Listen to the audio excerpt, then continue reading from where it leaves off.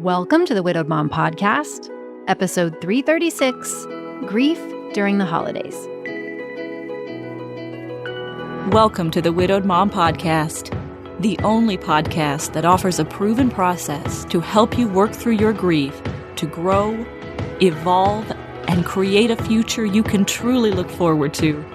Here's your host, Master Certified Life Coach, Grief Expert, Widow, and Mom, Krista St-Germain. Hey there, welcome to another episode of the podcast. If you're dreading the holidays this year, if even the thought of decorations or family gatherings makes your stomach drop, you are not alone. Maybe people around you are already getting excited and making plans, and you're wondering how you'll get through it. Maybe you're pretending to be fine for your kids, but secretly counting down the days until it's over.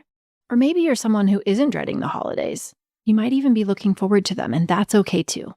There's no one right way to feel this time of year. However you're feeling, overwhelmed, anxious, disconnected, or surprisingly peaceful, it all makes sense and it's all okay. Today, I want to help you understand why the holidays can stir up so much emotion for widows and to remind you that there's no way to do this wrong. So why does it feel so heavy, the holidays? When a partner dies, our brain doesn't just miss that person.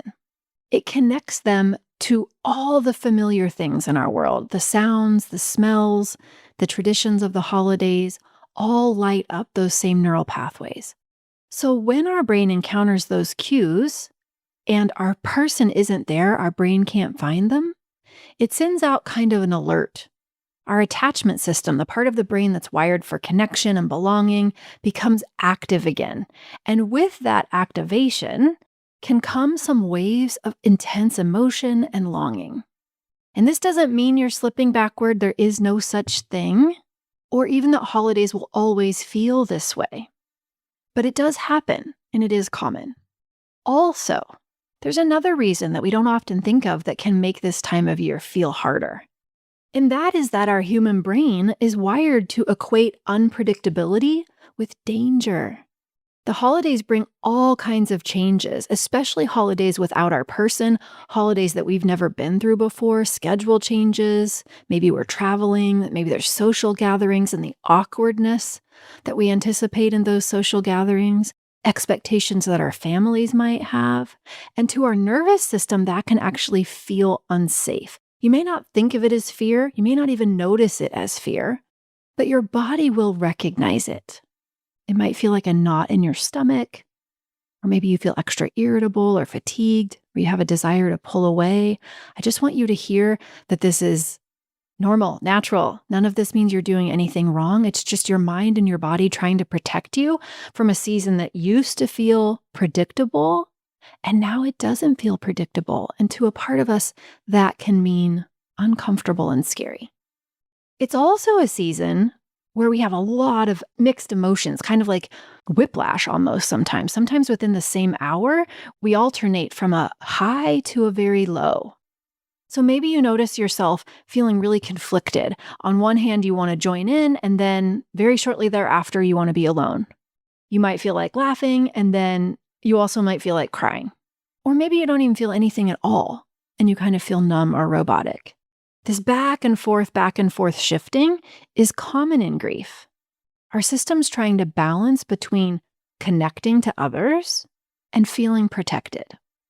And so if your mood is changing quickly, or you find yourself overwhelmed by what feels like it shouldn't be overwhelming, I want you to remember that there really is no such thing as going backward. You are not doing anything wrong.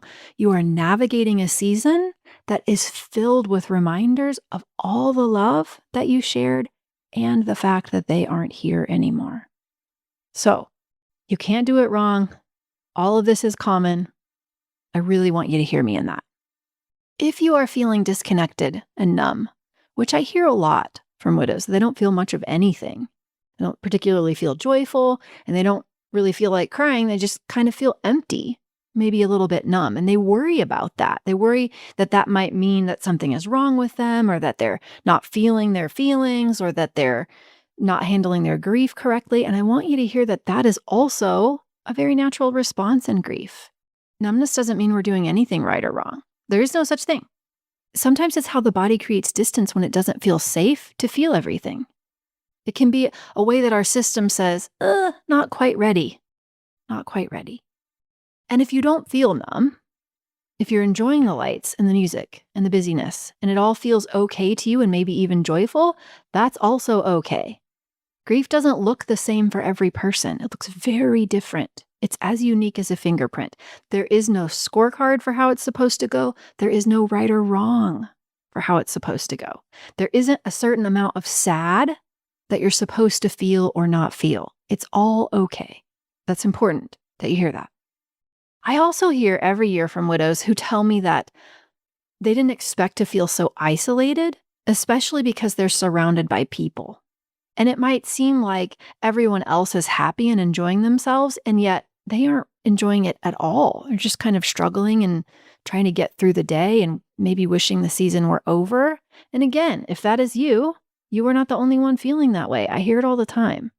You are not the only one who looks fine in photos, but on the inside feels disconnected. You're not the only one wishing the season could pass quickly and quietly. You're not the only one dreading the expectations to celebrate. You're not the only one having thoughts about not wanting to be in rooms full of people who haven't lost their person. I hear it all the time. And again, if you're feeling okay, that's okay too. Are you following me? Nothing about how you feel is right or wrong. Nothing about how you feel ever needs to be justified. There is no one widow experience. There is no right. There is no wrong. There is the experience that you are having, and that is the one we care about. That is the one we care about, and we don't want to make that wrong. We just want to notice it is what it is, right? That's how you're currently experiencing the idea of the holidays right now. So please don't think that how you need to feel is something that needs to be fixed. You don't need to be cheerful. You don't need to hide anything you're feeling if it's less than cheerful. You can let your experience be exactly what it is this year. You can trust that it is the right experience, and we know that because it's the one that you're having. And maybe next year it will be different. Understanding what's happening in your brain and your body helps bring you compassion instead of criticism. The last thing we need is, what's wrong with me? We need more, oh yes, this makes sense. This is the part where, of course, this is a common experience in widowhood. Can you imagine if we all approached our holidays in that way? We didn't make ourselves wrong for what we're experiencing. We just looked for how it made sense. That's the understanding that I hope you will all offer yourselves.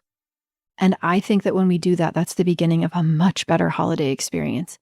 It may not be a happy experience completely, but it is much, much better. If you would like more support this season, I am again hosting my free live Happier Holidays for Widowed Moms workshops this November. And it's 3 days where I will go live and teach. It will be recorded in case you can't make it live. It's all totally free. We'll talk about what makes the holidays harder than they need to be and what you can do to help yourself, how you can create a plan that feels peaceful for you and honest for you. And if that's something that you're interested in, you can go to coachingwithkrista.com/free holiday event. coachingwithkrista.com/free holiday event.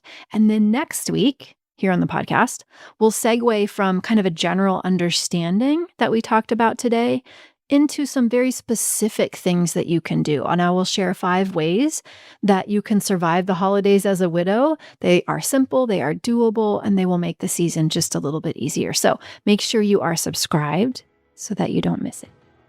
Okay, that's what I have for you this week. Remember, I love you. You've got this.